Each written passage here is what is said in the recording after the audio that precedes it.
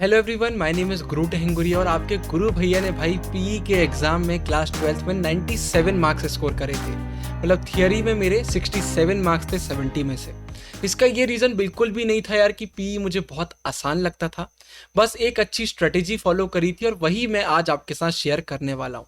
तो 13 तारीख को आपका पीई का पेपर है। 13 तारीख को मेरा बोर्ड का आखिरी पेपर था। जी हाँ, आपने सही सुना, सिर्फ 17 दिन में मेरे पेपर खत्म हो गए थे।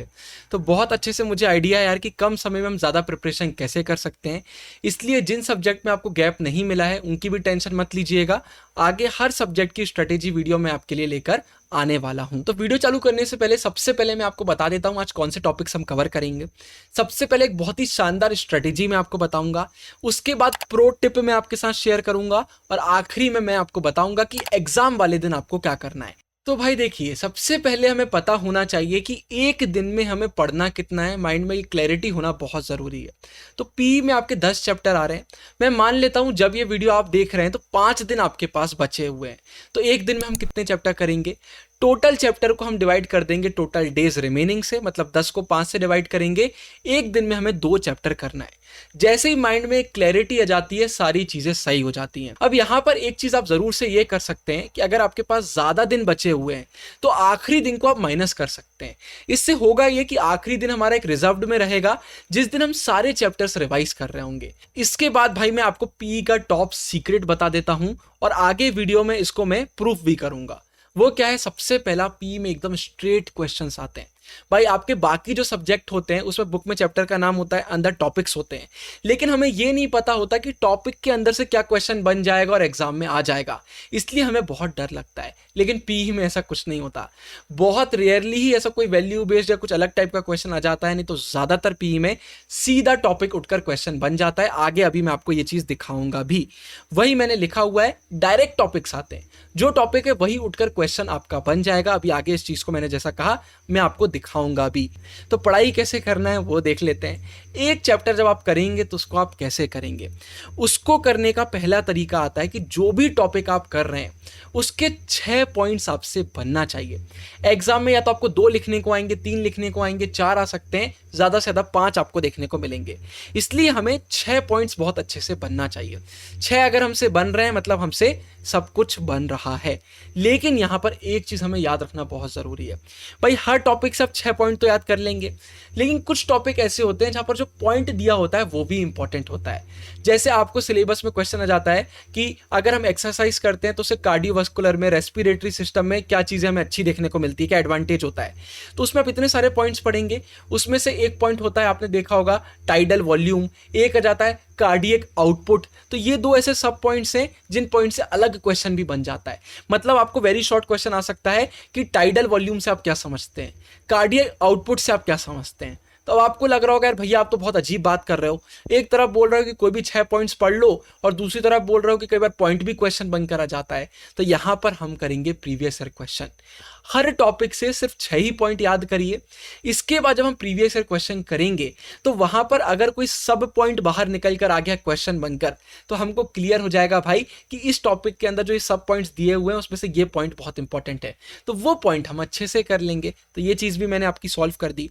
इसके बाद जहां पर भी डेफिनेशन है वो आपसे बनना चाहिए। 2-2 डेफिनेशन बनना चाहिए, ज्यादा नहीं है, लिखने को आती है। हर चीज के टाइप्स तो बनना ही चाहिए। टाइप्स का क्वेश्चन तो आता ही आता है। बोन में फ्रैक्चर हुआ उसके टाइप्स आपको पता होना चाहिए। इंजुरीज के आपको टाइप्स पता होना चाहिए। पर्सनैलिटी टाइप्स पता होना चाहिए। जहां जहां टाइप्स आ रहे हैं वो सारे बनना चाहिए। अगर एक टाइप भी आप भूल गए ना, आपको मार्क्स नहीं मिलेंगे। टाइप्स के डायरेक्ट क्वेश्चन आते हैं। फिर योगा वगैरह में डायग्राम वगैरह देखने को मिलते हैं, वो भी आपसे बनना चाहिए। मैंने अलग से लिख दिया है, हालांकि ये सब तो टॉपिक्स में ही कवर हो गया है।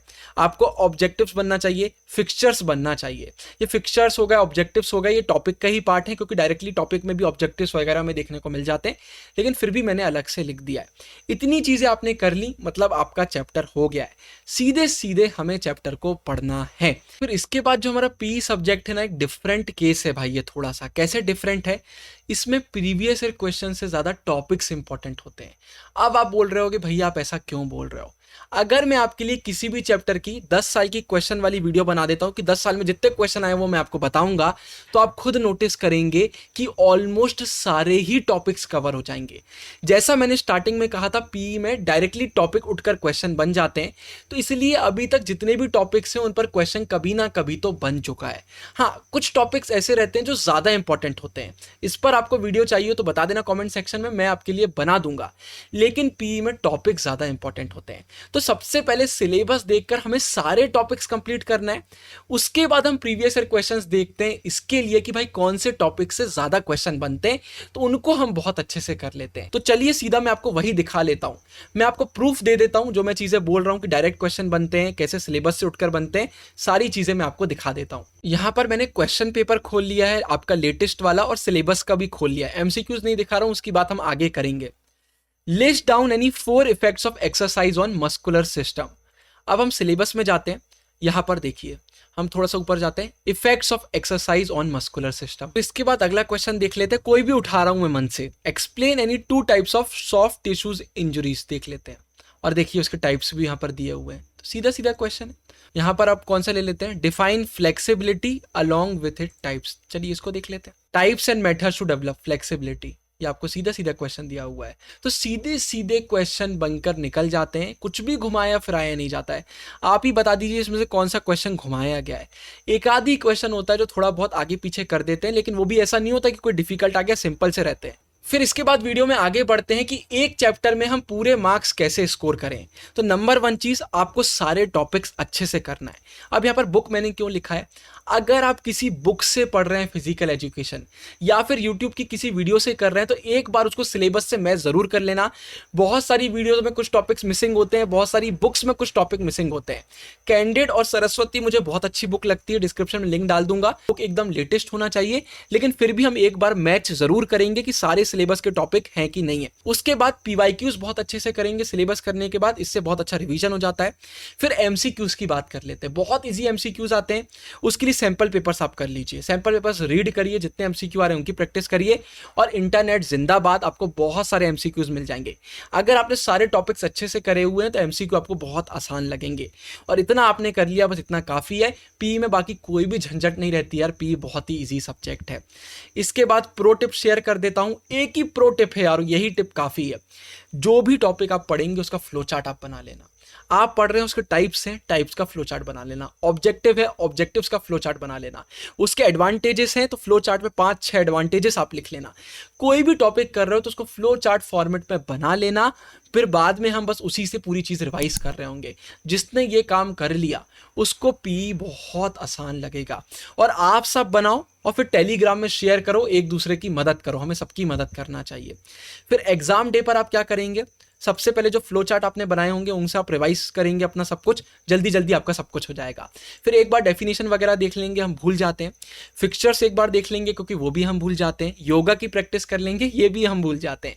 बस इतना करना है और एग्जाम देने चले जाना है। फ्लो चार्ट हमने कर लिया तो सारे टॉपिक्स हमारे हो चुके होंगे, कोई भी दिक्कत की बात नहीं आएगी। तो ये हमारा पीई का आता है। आप सभी को आपके फिजिकल एजुकेशन एग्जाम के लिए ऑल द बेस्ट। बहुत ही आसान आता है, जो बोला है उसको फॉलो करिए। बाकी जितने सब्जेक्ट्स हैं उनकी स्ट्रेटेजी की वीडियोस भी आ रही हैं। ऊपर एंड स्क्रीन में मैं आपके लिए वीडियो डाल रहा हूं कि हम ज़्यादा समय तक मन लगाकर पढ़ाई कैसे करें, वो वीडियो ज़रूर से देखिएगा, आप सभी के लिए बहुत इंपॉर्टेंट है। ये वीडियो पसंद आई तो लाइक कीजिएगा, चैनल को सब्सक्राइब कीजिएगा। आगे जिन भी टॉपिक्स पर आपको वीडियो चाहिए आप कमेंट सेक्शन में बता सकते हैं। टेलीग्राम ज्वाइन करना मत भूलिएगा।